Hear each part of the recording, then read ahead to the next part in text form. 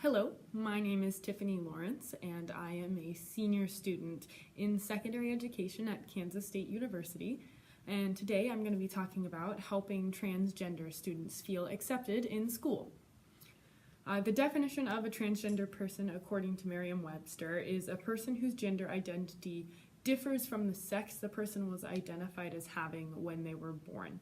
And this especially pertains to people whose gender identity is completely opposite from their sex. So a person born as a male that grows up and identifies as a girl or as a woman would be one example. Transgender people are often misrepresented or attacked in popular culture, many times because they're misunderstood. They're ostracized for their gender identity in cases such as the bathroom law fiasco of recent years, and there are murders and suicides of transgender students, often due to pressures or harassment that they experience at school. These cultural issues and biases can filter directly into the classroom and greatly affect the lives of transgender students at all stages of their transition. And I argue that we need to take measures to make transgender students feel safer and more accepted in school. According to a study by the Gay, Lesbian, and Straight Education Network, 90% of trans students have heard derogatory remarks directed at them while at school. 90% of trans students have also heard negative remarks about their gender expression or how they choose to present themselves to the world.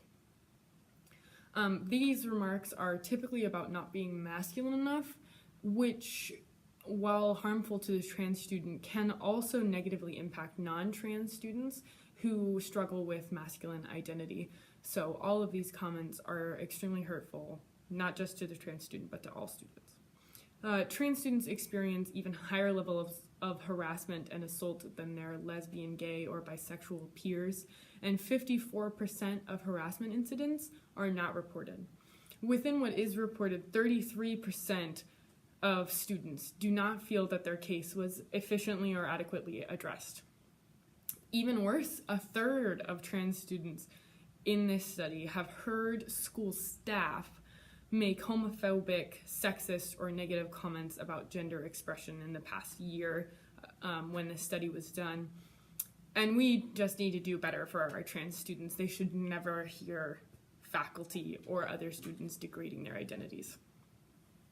This environment creates tremendous issues for trans students. 47% have reported skipping school because they felt unsafe in class. Trans students who experience harassment at school have also been proven to have lower GPAs. They are less likely to go to college, and they have lower educational aspirations than their peers. Additionally, due to misconceptions and misunderstandings of trans identity, as well as some religious beliefs, many students do not receive support for their transition from home.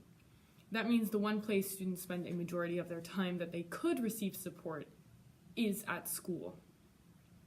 And schools do not always provide the best options or environment for trans students.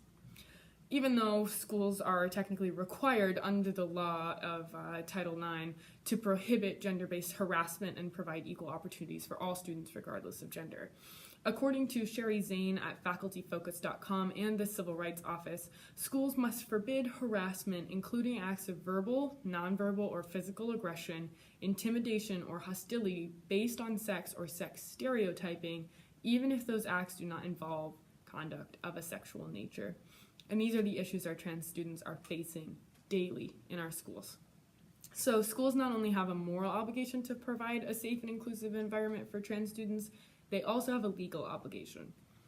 This can be a daunting task, and it's something that a lot of schools have not talked about yet. But here are some tips to help make your school, and if you are an educator, your classroom, a safer place for trans students. Many of the following tips come from my previous sources, or they come from a Chapman University article called Creating Trans Inclusive Schools. So, in the classroom, as an individual, one of the most important steps you can take is to use gender inclusive language. So take words like men and women, ladies and gentlemen, or even just calling your students guys from your vocabulary and replace them with gender-neutral options such as people or folks.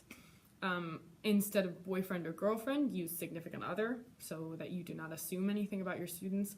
And always make sure that you're using your students' preferred pronouns, whether they want to be called he, she, or they. Allow students to introduce themselves, their preferred name, and their preferred pronouns before you ever call roll.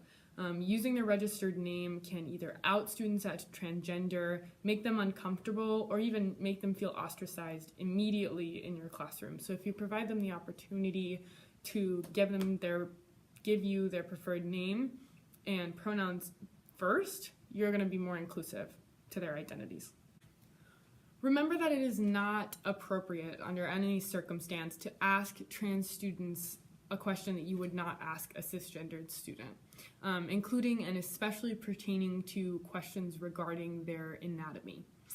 Also, do not expect trans students to be experts on what it is to be transgender or to speak for the entire transgender population, much the same as you would not expect someone of a certain race to speak for their entire race. Don't expect that from trans students. If you make a mistake and use the incorrect pronouns, it's okay. Politely and casually correct yourself. If someone else uses the incorrect pronouns, politely and casually correct them.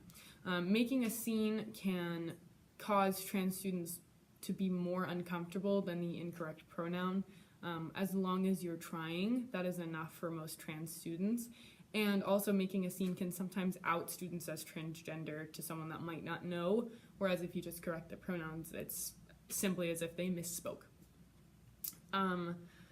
Do your best as an educator to create a classroom that encourages students to look at the opinions and experiences of minority and oppressed peoples. This includes transgender peoples, but it also should be something that you're doing just to encourage diversity in your classroom. So incorporate the experiences of trans people into your curriculum and look seriously at how these people function in society. Discussing LGBTQ+ issues is proven to help these students feel like a part of their school, and they also will feel more comfortable talking to staff and talking to mental and physical health professionals if they feel accepted at school because you've discussed these issues. Encourage co-curricular learning both for yourself as a teacher and also for students at the same time. You and your students can both learn about what it is to be transgender together, and that can create a lot of really great learning opportunities for everyone. Recognize the privilege in your classroom of being cisgender and fitting into society's gender roles, as well as the bias of some of the texts you probably use in your classroom. A lot of textbooks don't include the trans experience. Stories may misrepresent trans people. Just recognize those biases and try to include texts that do represent transgender people. Encourage students to reflect and question both society's perceptions of gender and students' own gender identities. Allow students to explore and discuss their feelings on this subject because it's complicated and it's pretty hot button right now, so allow students to explore what that means. And also direct students to resources where they can learn more about what it is to be transgender and how they can help their transgender friends, how they can be an ally, and how they can explore their own identity.